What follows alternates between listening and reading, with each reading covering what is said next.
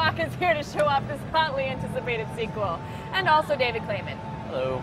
So, Battlefield, Bad Company 2. What are you showing off this year at E3? So here at E3 we're trying to show off a full multiplayer session. We have 8 stations here at E3. We're playing a full 24-player map. And we're trying to show off, all the good bits and pieces of the game. Great. So, what can we expect that has changed from Battlefield Bad Company 1? I mean, when you jump in, what immediately will you notice?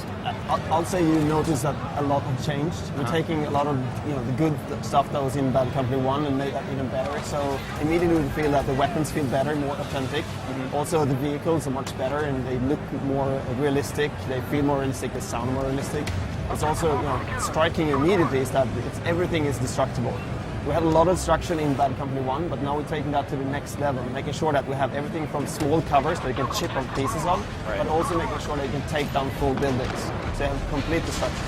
That's pretty impressive because we know in Bad Company 1 there was a ton of destruction, but was that like the main goal to get it to full destruction the first time and then you sort of had the first one come out and you realized with the second one you could really take it to the next level? I would say that it was a huge challenge to just get destruction to that level in Bad Company 1. So we were kind of worried that would break the gameplay. Right. We now know that the strategic choices you get from destruction in Bad Company 1 worked out fine. Yeah. So now we're just trying to take that to the next level, making sure that we can destroy everything.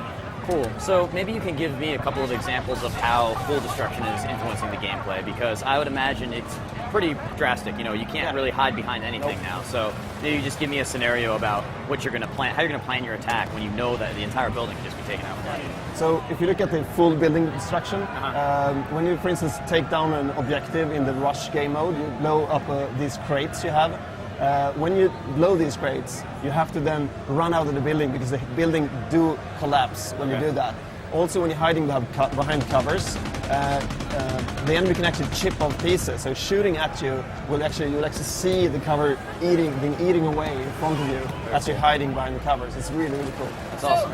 I was actually going to say really quick, if you're a person that's new to this series, I mean, should you have played 1 in order to understand 2, or is it kind of just like its own standalone, or how does it all tie in? I would say that if you have played the first one, you'll actually be a better player once you start playing the game. But if you're completely new to the series, we'll have a very good ramp in for you. So it's very easy to get into.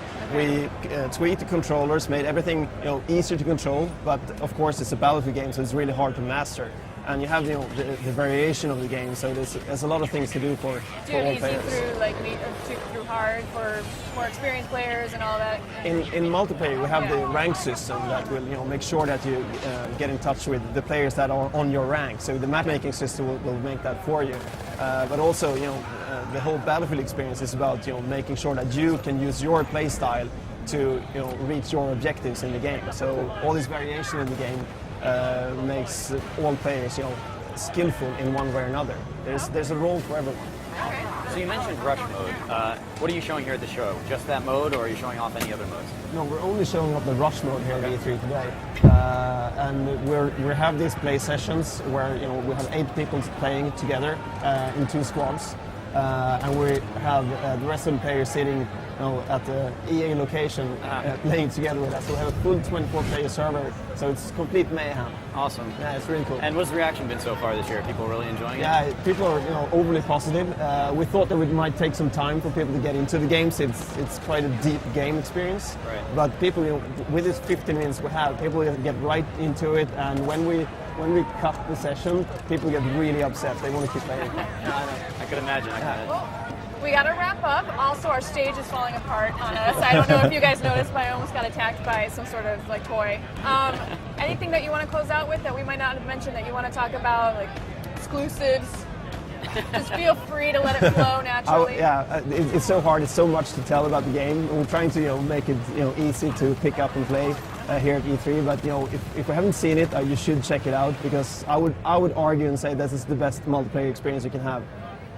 Interesting. That is a challenge. Yep. Great. Well, it looks like you Battlefield fans will have your hands full this winter. Coming up, we've got even more previews direct from E3. Keep it dialed to IGN.com, your ultimate source for show floor news.